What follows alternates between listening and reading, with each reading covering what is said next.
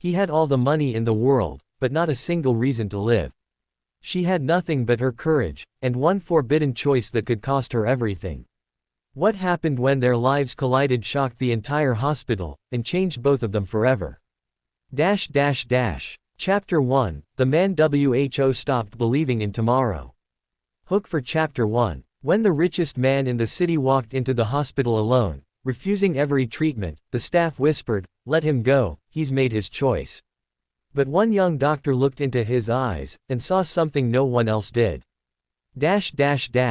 Marcus Hale was known everywhere, newspapers loved him, investors worshipped him, and people spoke his name with the same tone they used for legends. But the day he entered St. Mercy Hospital, he looked nothing like a legend. His skin was pale, his breath shallow, his shoulders sunken under the weight of a disease he had hidden for far too long. He didn't bring assistants, guards, or lawyers. He didn't bring hope. Just himself, and a signed refusal for all advanced treatment. The staff stared as he walked past. Some felt pity, others felt shock.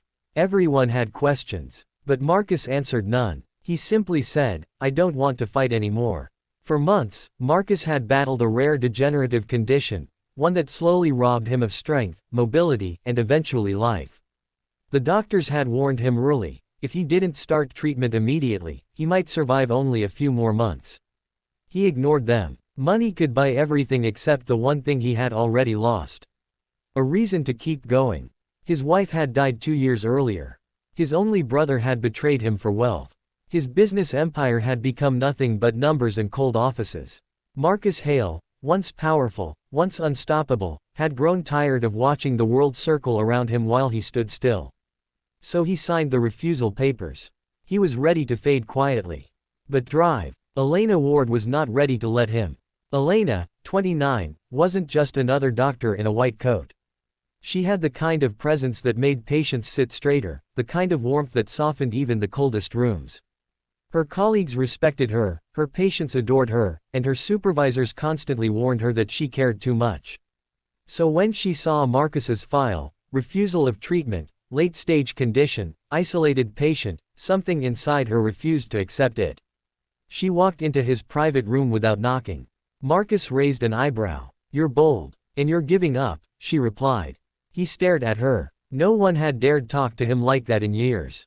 Elena pulled up a chair and looked him directly in the eyes. "You're not here to die, Marcus. You're here because a part of you still hopes for something, even if you don't want to admit it." Marcus laughed weakly. "Doctor, hope is a luxury you lose long before life does." "You're wrong," she whispered. "Hope is the only thing that keeps life alive." He tried to wave her off. "I don't want treatment. It's pointless. And I don't want to watch someone die when I know I can save them." Her voice trembled, not from fear of him, but from fear of losing him. For a moment, their eyes locked. A man who had lost everything. A woman who refused to lose him. That night, Elena stayed late reviewing his scans, labs, old records, searching for anything, any chance, that could help him. She discovered a new experimental therapy, one that required approval, risk, and a doctor willing to stake her entire career on it. She submitted the request, without telling Marcus. The next morning, the head of the hospital stormed into her office. "Elena, this could get you suspended. He refused treatment." "I don't care," she said. "I won't let him die because he lost faith." Meanwhile, Marcus lay awake in his hospital bed, thinking about the doctor who dared to challenge him. No one had fought for him in years. No one had looked at him like he was more than a fortune waiting to expire. For the first time in months, he wondered, what if she's right? What if I'm not done yet? But when he found out what she had done, everything changed. And nothing would ever be the same again. Chapter 2, When Saving a Life Breaks Every Rule. Hook for Chapter 2. She risked her job to save him. But when he found out, he did something no one expected, even her. Marcus confronted Elena Ward the moment he read the authorization request for the experimental treatment. His voice was sharp, but underneath it was fear. "You went behind my back." "Yes," she said. "I did. Because you're worth saving." He stared at her, speechless. Nobody had said that to him.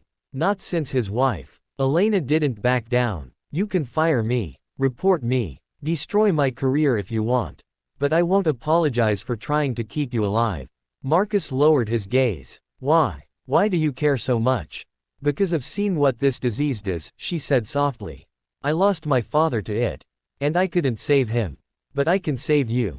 He felt his chest tighten, not from illness but from something deeper. Pain, grief, connection. He sank into the chair beside her.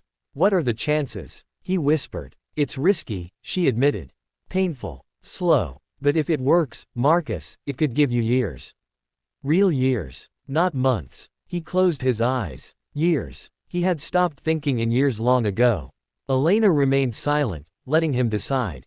Not for her, not for the hospital, but for himself. When Marcus finally opened his eyes, they were wet. Fine, he said. I'll fight. But only if you're the one overseeing everything. Her breath caught. I promise. The treatment began 2 days later. It was brutal. Marcus shook violently during the first session. Elena held his hand through the worst of it, whispering, breathe, you're stronger than this, even when he wasn't sure. He pushed through round after round, and each time he wanted to quit, Elena reminded him of the man he used to be, and the man he still could become. Slowly, impossibly, Marcus began to improve. His strength returned. His appetite came back. He smiled, something the hospital staff had never seen from him. But success came with a cost. Rumors spread. Administration collected evidence. Elena was summoned for a disciplinary hearing. Marcus, still recovering, forced himself out of bed and walked into the hearing room, every step painful, but every step necessary. The room fell silent. He looked directly at the board. If you punish her, he said, voice steady despite the strain, you punish the only doctor in this building who remembered that patients are human beings, not signatures on refusal forms. Elena's eyes filled with tears. Marcus continued, she didn't break rules. She saved my life. And if she falls, I will take every legal and financial resource I own and make sure this hospital falls with her. The board backed down. Elena kept her job. Marcus kept his life. And in the quiet moment afterward, when she walked out of the hearing room shaking, Marcus gently took her hands. You didn't just save my life, Elena, he whispered. You gave me a reason to want it. She looked up at him, heart trembling. And you reminded me why I became a doctor. Together, they stepped out of the hospital. Not as a millionaire and a doctor. But as two people who had saved each other in different ways.